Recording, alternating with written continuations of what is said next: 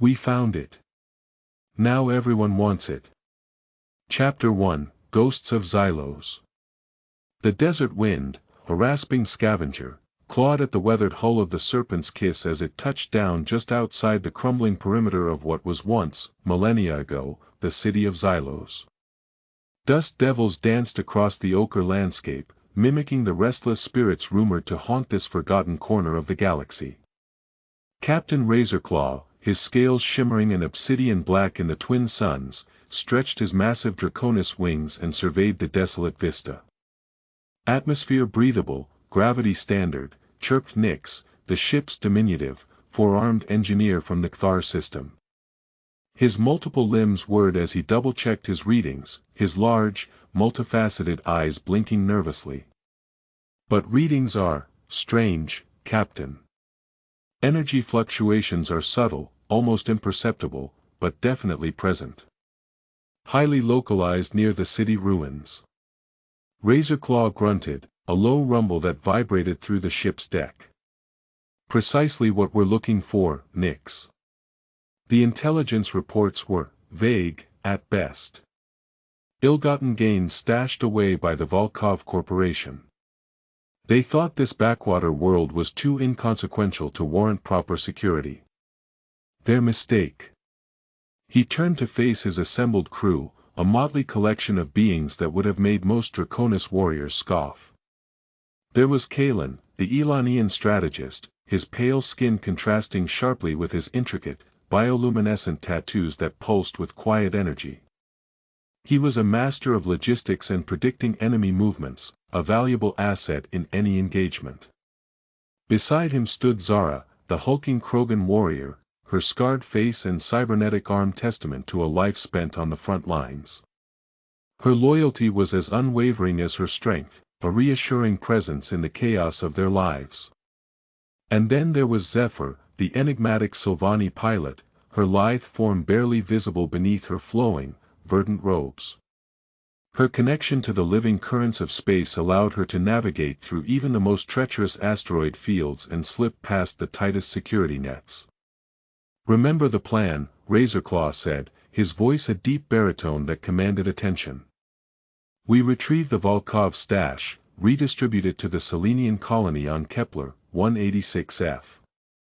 No unnecessary violence. We're here for justice, not bloodshed." He paused, his reptilian eyes narrowing. "However, Nyx's readings concern me. Be vigilant. This place feels different." The crew nodded and dispersed, each taking their assigned positions. Razorclaw, accompanied by Zara, led the way towards the ruins. As they approached the city gates, the air grew noticeably colder. The wind howled through the skeletal remains of buildings, whispering forgotten languages and carrying the weight of centuries of silence. "Place gives me the creeps, Captain," Zara grumbled, her hand resting on the plasma rifle slung across her back. "Feels like we're walking on graves." "Perhaps we are, Zara," Razorclaw replied, his senses on high alert. He could feel a faint thrumming beneath his feet, a subtle vibration that resonated deep within his bones. The ruins were a labyrinth of crumbled walls and collapsed rooftops. Strange symbols, unlike anything Razorclaw had ever seen, adorned the remaining structures. They were intricate and alien, hinting at a civilization far more advanced than the primitive conditions suggested. After hours of searching, guided by Kalen's strategic analysis of the city's layout, they finally located the Volkov Corporation's hiding place, a concealed chamber beneath what appeared to be the city's central temple. The entrance was sealed by a heavy, reinforced blast door, easily bypassed by Nyx's nimble fingers and technological prowess. Inside, crates filled with valuable minerals, rare artifacts, and advanced weaponry lined the walls. This was a significant haul, enough to sustain the Selenian colony for years. But amidst the mundane riches, something else caught Razorclaw's eye. In the center of the chamber, resting on a simple stone pedestal, was an object unlike anything he had ever seen. It was a sphere, roughly the size of his head, made of an unknown, shimmering metal. Its surface was covered in intricate patterns that pulsed with a faint, internal light. It hummed with the same energy signature Nyx had detected, only magnified tenfold. "What is that thing?"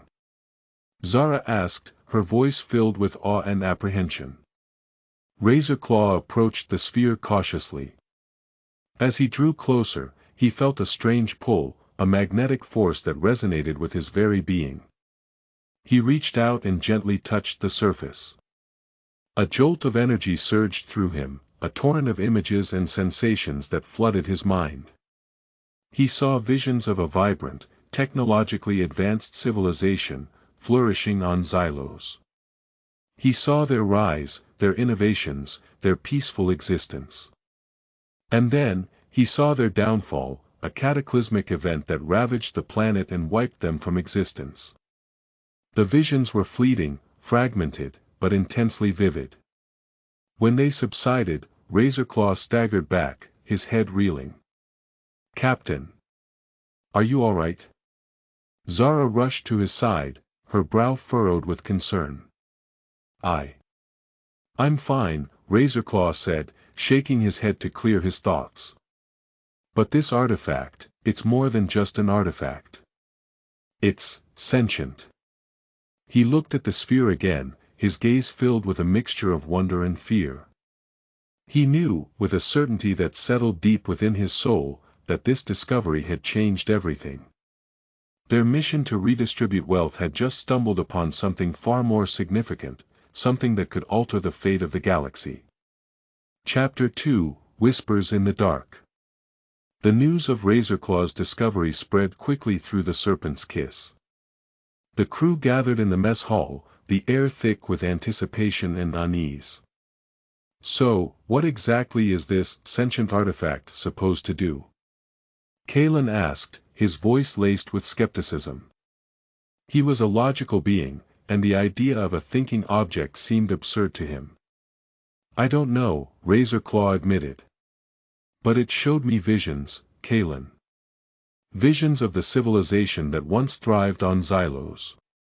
They were advanced, peaceful, and they were destroyed." "Coincidence," Kalen countered. "Just echoes of energy imprinted on the object. Xylos has been dead for millennia. Whatever technology they possessed is irrelevant." "I'm not so sure," Zephyr said, her voice barely a whisper. She stood in the corner of the room, her eyes closed, her senses reaching out to the artifact's energy signature. "I feel a presence. A deep sorrow, a lingering hope." Zara grunted. "Hope? From a dead civilization? Sounds like a load of criff to me. But if the captain says it's important, then it's important." Nyx, never one for opinions, was busy tinkering with a small scanner, trying to decipher the artifact's energy signature. "The emissions are complex," he mumbled. "Unlike anything I've ever encountered. It's like it's broadcasting. But the signal is encrypted, or perhaps dormant." As the crew debated the artifact's nature and purpose, Razorclaw felt a growing sense of urgency. He knew that the Volkov Corporation wouldn't let their stolen goods go without a fight. And if they learned about the artifact? "We need to get off this rock," Razorclaw said, his voice firm. "Prepare for departure. Zara, you're on security. Kalen, prepare for potential enemy encounters. Zephyr, I need you to chart a course through hyperspace, away from known Volkov routes. Nyx, continue your analysis of the artifact. I want to know everything about it." The crew dispersed, their earlier trepidation now replaced with a sense of purpose. The Serpent's Kiss roared to life, its engines humming as it ascended into the Xylosian sky. As they broke through the atmosphere, Zephyr spoke from the cockpit. "Captain, I'm picking up a signal, a distress call. It's weak, but definitely there. It's coming from a nearby system, the Asgard Nebula." "The Asgard Nebula?" Kalen said, his brow furrowing. That's a volatile region, filled with dangerous energy anomalies and uncharted asteroid fields. And it's firmly within Imperial territory. The Galactic Empire? Razorclaw asked, his scales bristling. What's the source of the distress call? It's fragmented, Zephyr replied. But I think it's a freighter, the Star Wanderer. It's been attacked. Razorclaw hesitated. They were already carrying a valuable, potentially dangerous artifact. Getting involved in a conflict with the Galactic Empire was the last thing they needed. But he couldn't ignore a distress call. Course heading, Asgard Nebula, Razorclaw commanded. Zephyr, take us in. As the Serpent's kiss plunged into hyperspace, hurtling towards the Asgard Nebula, Razorclaw couldn't shake the feeling that they were heading into a trap. And he was right to be concerned. Chapter 3, Shadows of the Empire. The Asgard Nebula was a breathtaking, terrifying spectacle. Swirling clouds of ionized gas painted the sky with vibrant hues of purple, green, and gold. Lightning crackled across the nebula's surface, illuminating the jagged peaks of asteroids and the wreckage of long-forgotten ships. As the Serpent's kiss emerged from hyperspace, they were immediately greeted by a scene of devastation. The Star Wanderer, a bulky freighter, floated lifelessly amidst the wreckage, its hull riddled with laser fire. Sensors are picking up life signs, Captain, Zara reported from the scanner station. But they're weak. And I'm detecting multiple Imperial warships on approach. Damn, Razorclaw muttered. We're walking into a hornet's nest. Zephyr, take us in close. I want to get those survivors off the freighter before the Imperials arrive. The Serpent's kiss maneuvered deftly through the wreckage, avoiding debris and incoming laser fire. They docked with the Star Wanderer, and a boarding party, led by Zara and Kalen, rushed inside. The interior of the freighter was a scene of chaos. Bodies littered the corridors, and the air was thick with the smell of burning metal and blood.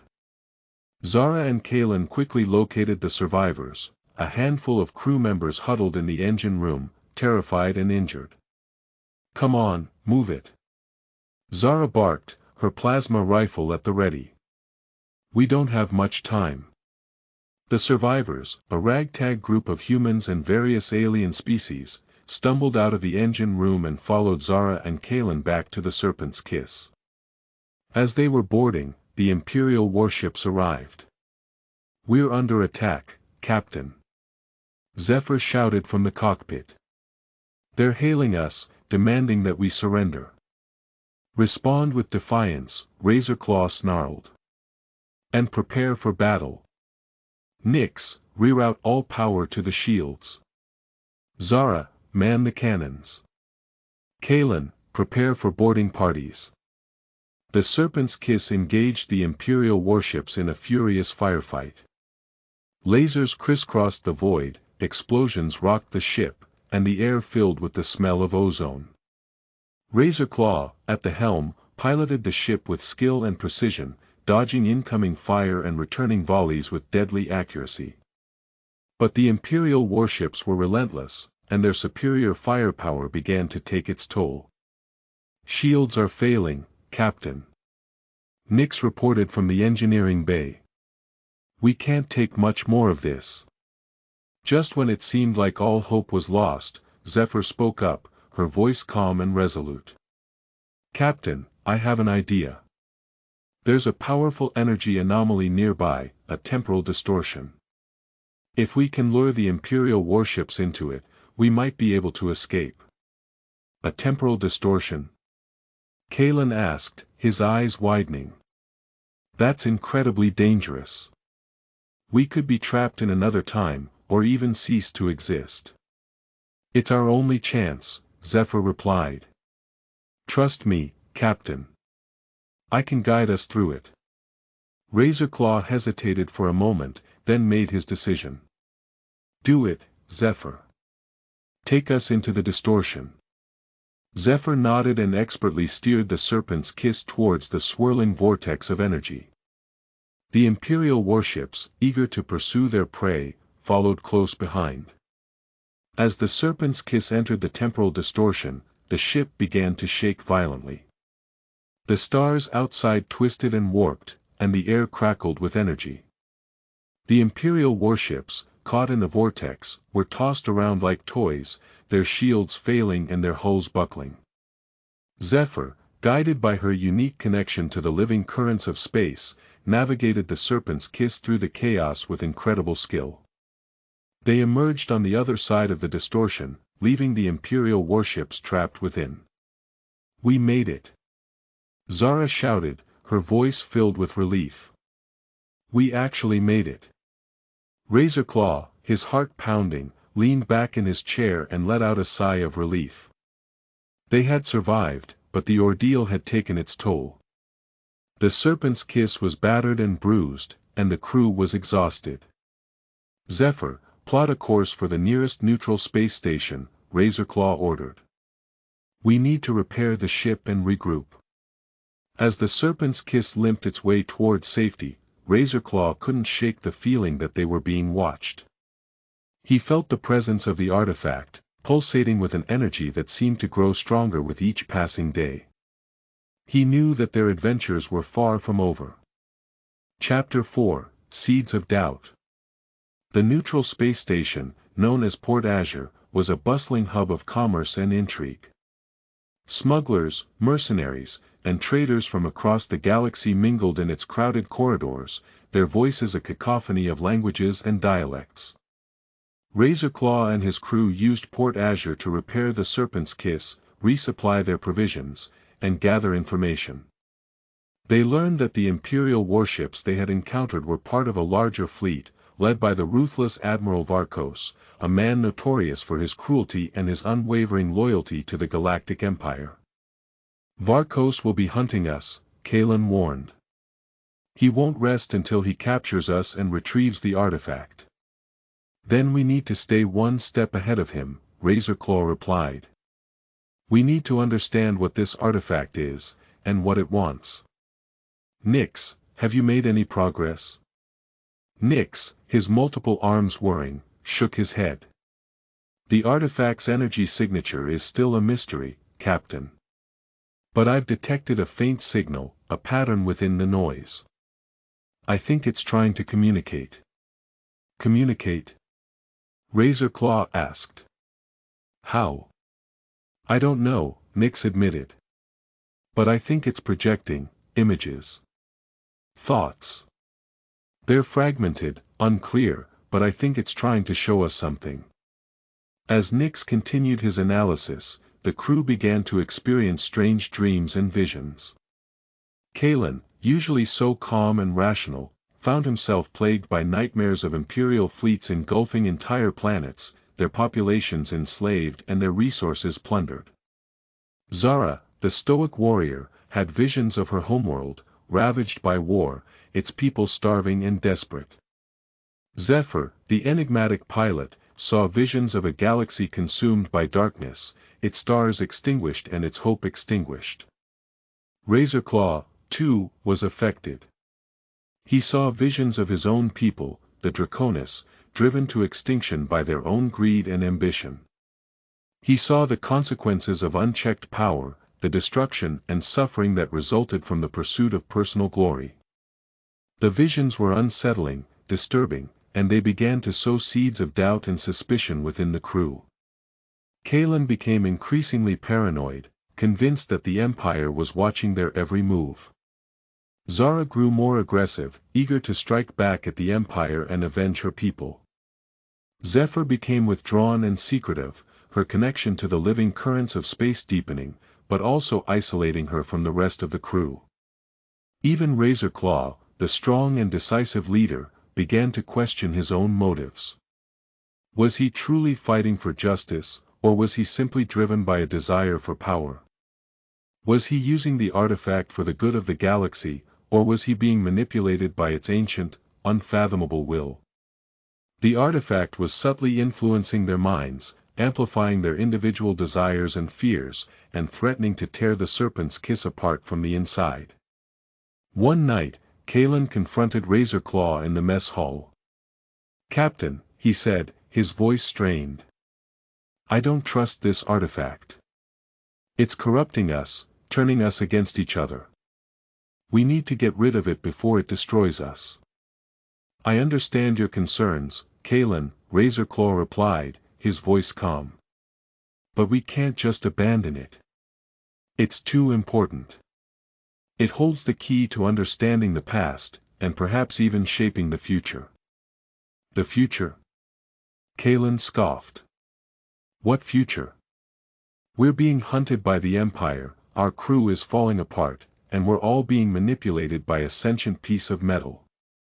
This artifact is a curse, Captain. It's not worth the risk." "I disagree," Razorclaw said, his voice firm. "We have a responsibility to understand this artifact, to use it for the good of the galaxy. I won't abandon that responsibility, even if it means risking everything." Kalen stared at Razorclaw for a long moment, his eyes filled with anger and disappointment. "Then I can't stay here," he said, his voice barely a whisper. "I can't be a part of this madness." He turned and walked away, leaving Razorclaw alone in the mess hall, his heart heavy with sorrow and uncertainty. The artifact was dividing his crew, threatening to destroy the very bonds that held them together. He knew that he had to do something, and fast, before it was too late. Chapter 5, The Cult of the Ascended. As Razorclaw struggled to keep his crew together, a new threat emerged from the shadows.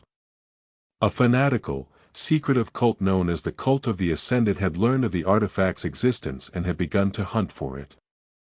The Cult of the Ascended believed that the artifact held the key to cosmic ascension, a process that would transform them into beings of pure energy, transcending the limitations of their physical bodies. They were led by a charismatic and ruthless leader known only as the Prophet, a man who claimed to be in direct communication with the ancient civilization that had created the artifact. The Prophet had sent his most loyal followers, a group of fanatical zealots known as the Ascendants, to track down Razorclaw and retrieve the artifact. They were skilled warriors, trained in ancient martial arts and armed with advanced weaponry. They were also utterly devoted to the Prophet and willing to die for their cause. The Ascendants tracked the Serpent's Kiss to Port Azure and launched a surprise attack. They infiltrated the space station and ambushed Razorclaw and his crew as they were leaving a local cantina. For the Prophet, the Ascendants shouted as they opened fire, their energy weapons blazing. Razorclaw and his crew fought back fiercely, their years of experience and their diverse skills giving them an edge against the fanatical cultists. Zara, with her cybernetic arm and her plasma rifle, tore through the Ascendant ranks, her roars echoing through the crowded corridors. Zephyr, with her speed and agility, dodged incoming fire and incapacitated her opponents with swift, precise strikes. Nyx, with his technological prowess, disabled the Ascendants' weapons and hacked into their communication systems. Razorclaw, with his strength and his Draconis fury, led the charge, his scales glistening as he unleashed a torrent of fire from his wrist-mounted flamethrowers. He fought with a ferocity that surprised even his own crew, his anger fueled by the cult's fanaticism and their willingness to kill for their twisted beliefs. Despite their best efforts, the Ascendants were relentless, their numbers seemingly endless. They swarmed Razorclaw and his crew, trapping them in a narrow alleyway. Just when it seemed like all hope was lost, a figure emerged from the shadows. It was Kalen, his face grim but his eyes filled with determination. "Need a hand, Captain?" he asked, his voice laced with sarcasm. Razorclaw stared at Kalen in disbelief. "What are you doing here? I thought you left." "I did," Kalen replied. "But I couldn't just stand by and let you all get killed by these lunatics.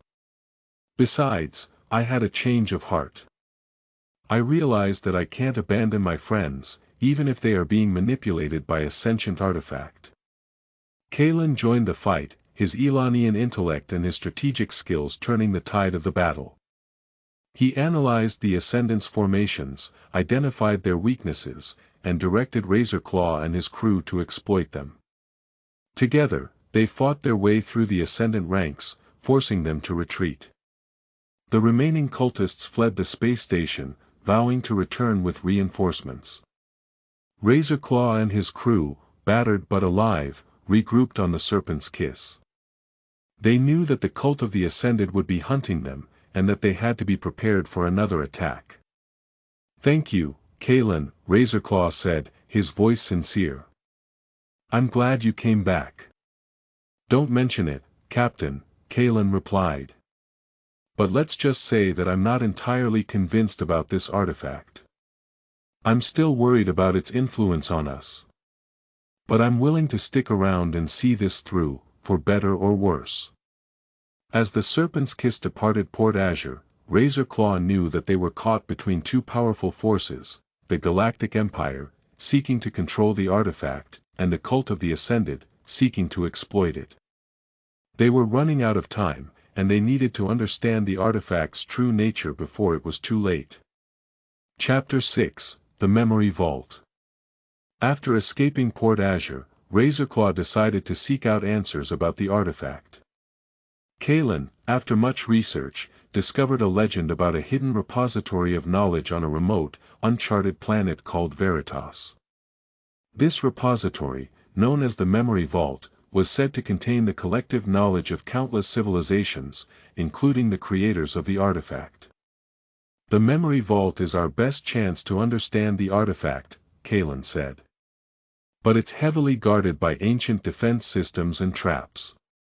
It's also rumored to be protected by a powerful AI, a guardian of knowledge." "Sounds like a challenge," Razorclaw said, his eyes gleaming. "Prepare for course correction." Destination, Veritas. The journey to Veritas was long and arduous, filled with perilous asteroid fields and treacherous nebula storms. But the Serpent's Kiss, guided by Zephyr's expert piloting, navigated the dangers with ease. When they finally arrived at Veritas, they found a lush, verdant planet teeming with life. The Memory Vault was located deep within a dense jungle, hidden beneath a massive, ancient pyramid. As they landed near the pyramid, they were immediately attacked by robotic sentinels, ancient machines programmed to protect the Memory Vault from intruders. The sentinels were armed with powerful energy weapons and were fiercely loyal to their programming. Razorclaw and his crew fought their way through the sentinels, their combined skills and their diverse weaponry proving to be a match for the ancient machines. Zara, with her Krogan strength and her plasma rifle, smashed through the sentinels, her roars echoing through the jungle. Zephyr, with her agility and her knowledge of the planet's terrain, evaded the sentinels and disabled their communication systems. Nyx, with his technological prowess, hacked into the sentinels' programming and turned them against each other. Razorclaw, with his Draconis fury and his flamethrowers, incinerated the sentinels, his scales glistening as he unleashed a torrent of fire.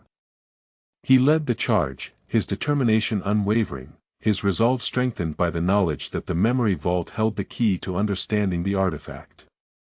After a fierce battle, they finally managed to defeat the sentinels and reach the entrance to the pyramid.